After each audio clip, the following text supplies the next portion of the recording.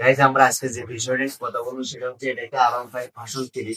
এই বাইকটা হচ্ছে ইন্ডিয়ান মডেল। এটা মূলত প্রবলেমটা হচ্ছে কাস্টমার এসে বলতেছে যে ভাই আমার এই বাইকটাতে কুলেন্ট পানি R15 কিন্তু কুলেন্টের মাধ্যমে চলে, যেমন কুলেন্ট পানি আমি কয়েকদিন আগেও দিয়েছি কিন্তু কুলেন্ট পানি থাকতেছে না। এখন বিষয়টা হচ্ছে উনি আরো একটা কমপ্লেন করছে, সেটা হচ্ছে যে ইঞ্জিন অতিরিক্ত গরম হয়ে যায়, আধা কিলো বা 1 কিলো চলে না, তার মধ্যে ইঞ্জিন অনেক ওভার হিট হয়ে যায়।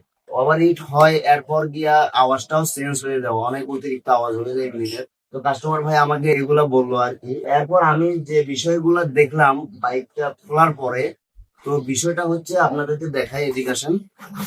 এটা হচ্ছে কুলেন্ট রেগুলেটর বলা হয়। তো এখানে একটা ফ্যানও থাকে, এই যে ফ্যান। এখানে যেহেতু কুলেন্ট এই পাশে দেওয়া হয়, তো এটা একদম শুকনা, এখনো শুকনা। তো যাই হোক, বাইকটা আমরা খুলছি, খোলার পরে যেটা প্রবলেম পাইছি, তো এদিকে আমরা যেটা কুলেন্ট পাম্প, এটা হচ্ছে কুলেন্ট পাম্প। তো এটার মাধ্যমে হচ্ছে কুলেন্টটা ইঞ্জিনের ভেতরে চলাচল করবে, যেমন এটা এখানে ভেতরে একটা পাম্প আছে, এটা ঘুরলে ইঞ্জিনে চলাচল করবে। তো সেক্ষেত্রে এই পাম্পটার যেটা প্রবলেম পাইছে সেটা হচ্ছে এটা একটা বিয়ারিং, আর যেটা পাম্পটা ঘুরবে, তো এখানে একটা অয়েল সিল থাকে। তো এই অয়েল সিলটা কেটে যাওয়ার কারণে কুলেন্ট পানিটা সরাসরি ইঞ্জিনে চলে যায় এই পাশ দিয়ে।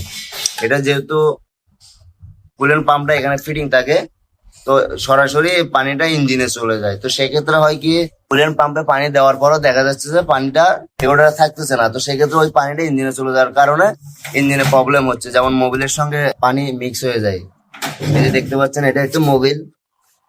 ইঞ্জিন অয়েল ছাড়ে দেওয়ার পরে আমরা যেটা পাইছি ইঞ্জিনের ভেতরে, এই যে কুলেন্ট পানিগুলা সবুজ যেগুলো দেখতেছেন, এগুলো হচ্ছে কুলেন্ট পানি। তো এটা ইঞ্জিনের ভেতরে চলে গেছে।